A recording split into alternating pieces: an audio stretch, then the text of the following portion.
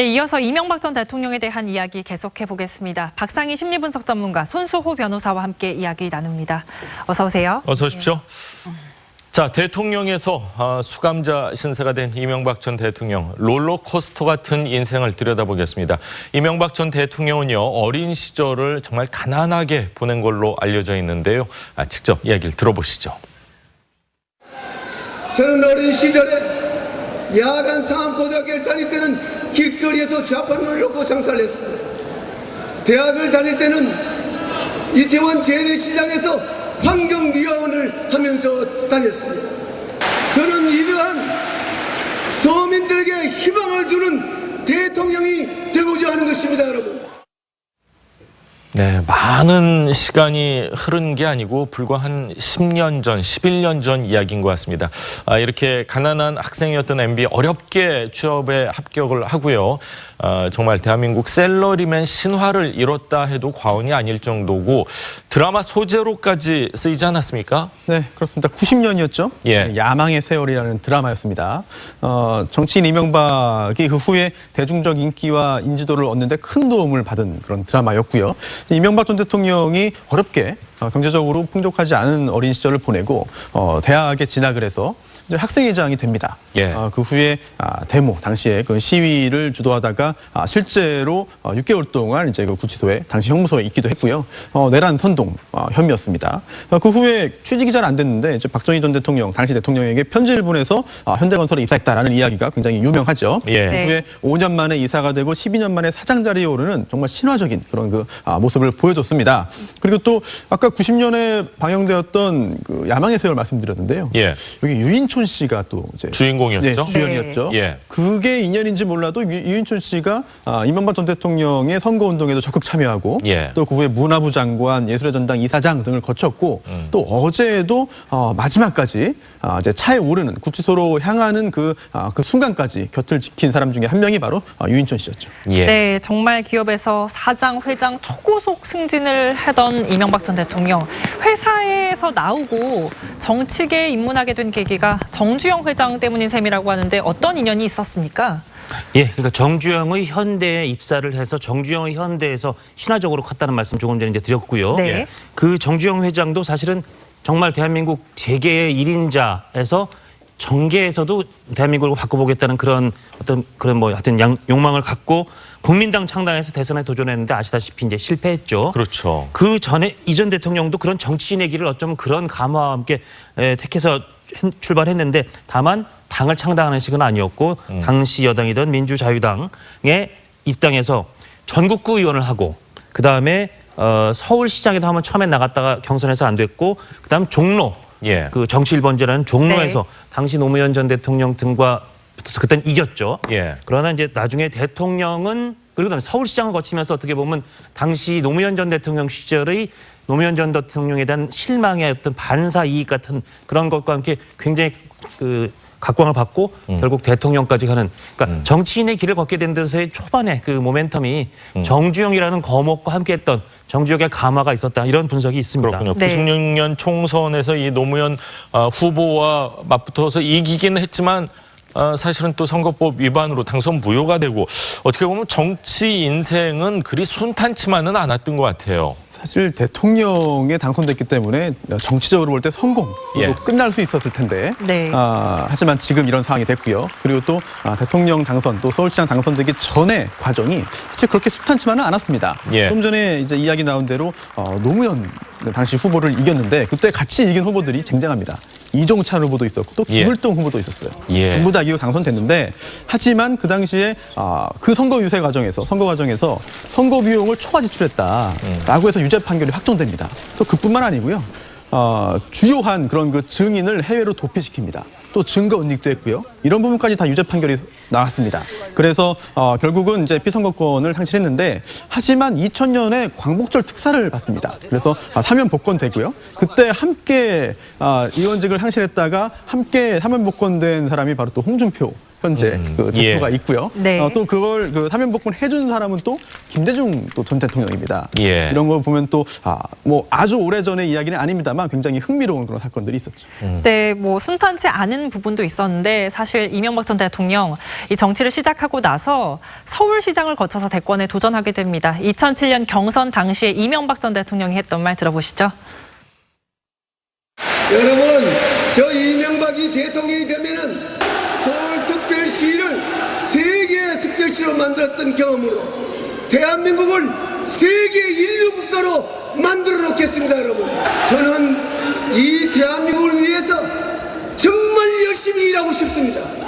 이명박이가 되면 세상은 달라집니다. 이 대권 도전의 발판이 됐던 게 어찌 보면 이 서울시장 그렇죠. 시절이라고 할 수 있겠는데 이 서울시장 했을 때 이명박 전 대통령 평가 어땠습니까? 아까도 말씀드린 것처럼 당시에는 굉장히 촉망받는 그리고 좀 신선한 그런 예. 정치인이었고 그 이미지를 서울시장 할 때 청계천을 바꿨다든지 네. 하는 그 이미지 탄력을 받아서 그대로 대통령까지 이제 일직선으로 나갔고 대통령이 됐었죠. 그래서 같이 그 당시엔 대통령을 만드는 최측근이었으나 금방 멀어지고 지금은 어떻게 보면 이명박 전 대통령의 저격수 같은 모양새까지 된 정도원 전 의원 MB 서울시장 시절을 이렇게 회상했습니다. 한번 들어보시겠습니다. 신나게 일할 때도 있었거든요. 서울시장 때는. 그래서 이제 그분을 만나면 이 대통령님 왜 대통령을 서울시장 때처럼 못 하셨어요. 그때처럼 했으면 좋았을 텐데 그 얘기를 이제 하고 싶다고 얘기했죠. 예, 뭐 뭐든지 다 아쉬움이 남고 그런 것 같은데, 자, 이명박 전 대통령의 가훈이 정직이라고 합니다. 정직을 굉장히 강조하신 것 같은데, 물론 죄 유무죄는 법원에서 이제 판단을 해야 되겠지만 지금 많은 언론에서 보도되는 그런 내용과 정직은 잘 연결은 안 되는 것 같습니다. 네, 그렇습니다. 지금 뭐 이제 이 가훈이 정직이었다는 얘기를 지금 와서 들으면 이제 예. 그거는 좀 와닿지가 않는 부분이 있는 거죠. 왜냐하면 많은 것들이 좀 거짓말이었을 가능성이 농후하기 때문입니다.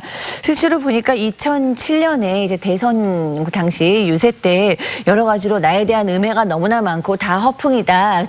절대 그런 일 없다. 뭐 BBK라던가 이런 것도 다 새빨간 거짓말이다라고 밝혀서 국민들은 이제 그 말을 믿고 사실상 이명박 전 대통령에게 한 표를 행사했는데 지금 보면 이제 그때를 전후로 해서 이팔성 전 우리금융회장으로부터 사위나 이제 김은용 여사가 1억, 2억 이런 돈을 받은 것들이 드러나고 있고 예. 또 그때를 전후해서 삼성의 다스 수승비도 받기 시작한 것으로 보기 때문에 이 부분에 대해서 정확하게 소명이 되지 않는다면 가훈인 정직 이것은 참 국민들 마음을 움직이기는 더 이상 어렵지 않을까 싶습니다. 예. 네.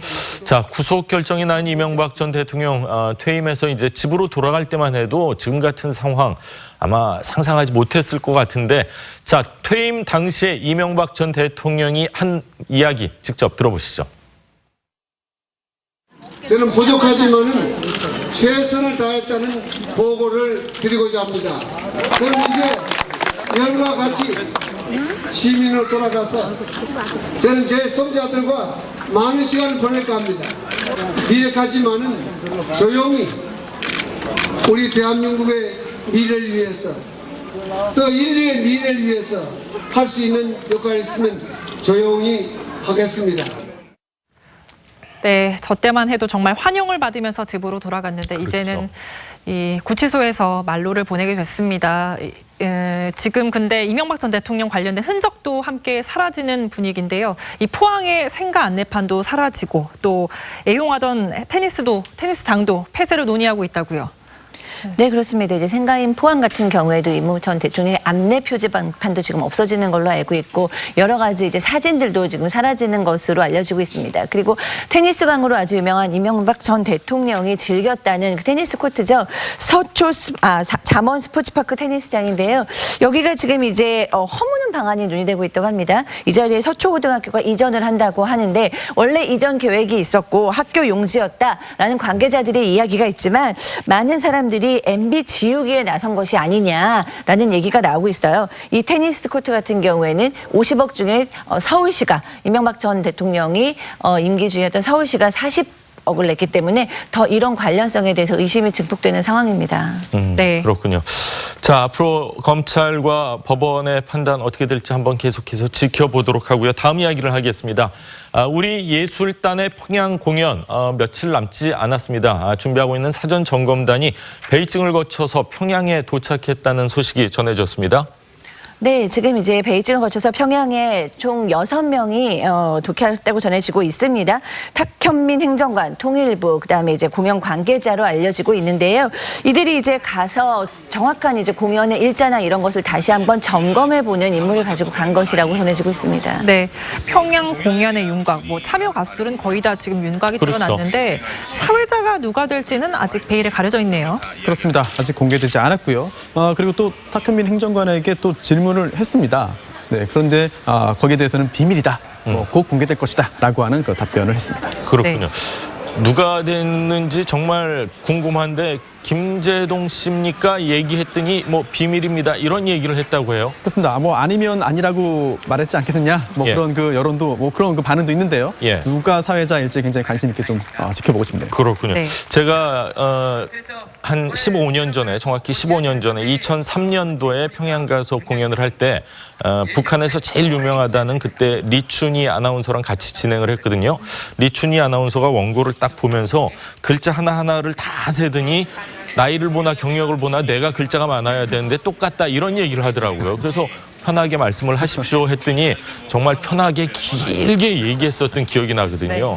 그렇기 때문에 이번 두 번째 합동 공연은 아마 합동 공연이 될 가능성이 있기 때문에 그런 부분에 있어서도 양보할 건 양보하지만 좀 챙겨야 될 건 챙겨야 될 것 같습니다. 저는 지금 탁현민 선임행정관 나오는 모습 보면서 사실 논란이 많았죠. 예. 그래서 물러날 수 있지 않을까 그런데 계속 자리 지키고 있으면서 저렇게 중요한 행사, 물론 공연 행사긴 하지만 상당히 이제 주요 책임자의 모습을 이제 아주 대놓고 기자회견처럼 기자들하고 문답도 하고요. 예. 네. 좀 제가 연결을 이렇게 짓고 싶습니다. 지금 정상회담 준비도 사실은 장관들을 다 휘하에 거느리고 청와대 비서실장이 준비위원장을 하고 있어요. 예.